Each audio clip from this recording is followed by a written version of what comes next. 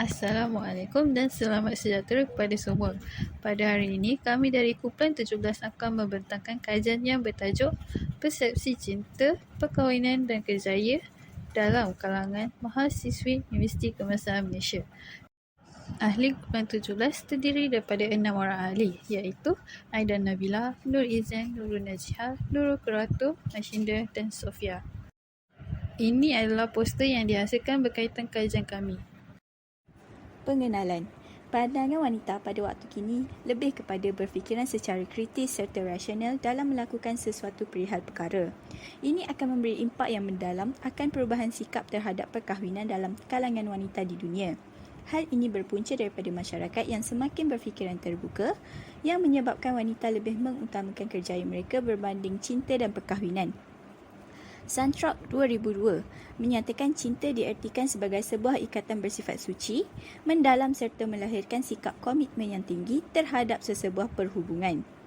Menurut McDonald 1985, perkahwinan adalah penyatuan antara dua insan yang menyokong dan mencintai antara satu sama lain dan berperanan sebagai mekanisme penting untuk meneruskan garis keturunan. Walau bagaimanapun, erti perkahwinan dan kekeluargaan pada masa sekarang sudah mengalami perubahan kerana terdapat pelbagai pembuktian yang menunjukkan wanita yang berkejaya cenderung melewatkan atau melengahkan waktu perkahwinan. Hal ini kerana wanita pada zaman moden ini menganggap kerjaya sebagai perkembangan dan kemajuan seseorang dari segi kehidupan dan lebih rela menghabiskan masa di luar rumah untuk mencari nafkah sendiri. Terdapat 3 objektif dalam kajian kami. Pertama ialah untuk mengkaji persepsi mahasiswi di Universiti Kebangsaan Malaysia UKM terhadap cinta, perkahwinan dan kerjaya. Yang kedua, untuk menentukan aspek yang paling penting dalam kehidupan mahasiswi di Universiti Kebangsaan Malaysia UKM sama ada cinta, perkahwinan atau kerjaya. Yang ketiga, untuk mengkaji kesan setiap aspek cinta, perkahwinan dan kerjaya ke atas emosi mahasiswi di Universiti Kebangsaan Malaysia UKM.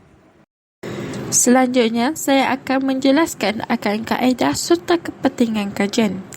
Berdasarkan kajian yang dilakukan, kami menggunakan kaedah kajian yang berbentuk kuantitatif yang bersifat deskriptif.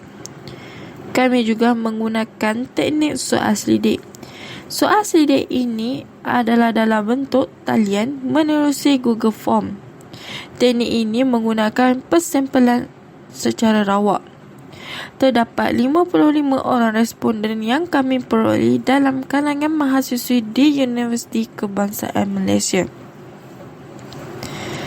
Berikutnya, kepentingan kajian iaitu menghuraikan akan pandangan mahasiswi di Universiti Kebangsaan Malaysia terhadap cinta, perkahwinan dan kerjaya. Yang kedua, memperlihatkan aspek dari segi cinta, perkahwinan maupun kerjaya yang lebih utama dalam kehidupan mahasiswi di Universiti Kebangsaan Malaysia.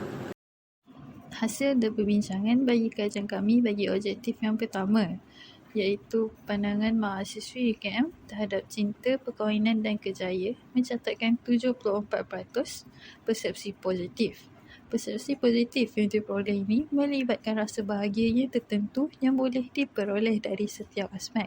Contohnya, persepsi mahasiswi UKM terhadap cinta dan kerjaya adalah ia dapat memberi peluang untuk setiap pasangan berkongsi perasaan suka dan duka terutama di waktu tua. Manakala kerjaya memberi jaminan kepada wanita untuk berasa yakin dan dipandang tinggi oleh masyarakat.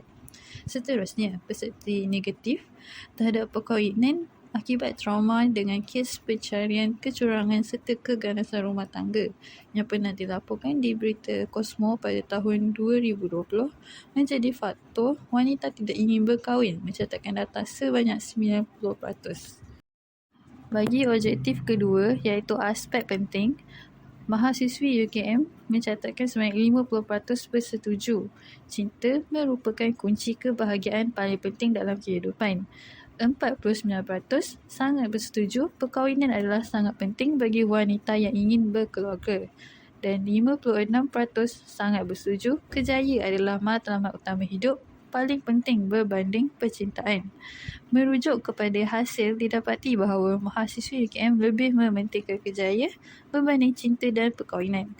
Kajian yang dibuat pada tahun 2021 dapat menyimpulkan wanita kekal bujang untuk menikmati peluang membina kerjaya, menjadi terjamin dari segi kewangan dan menikmati hasil pendidikan dan kerja keras mereka tanpa perlu berhabis tenaga dalam suatu perhubungan.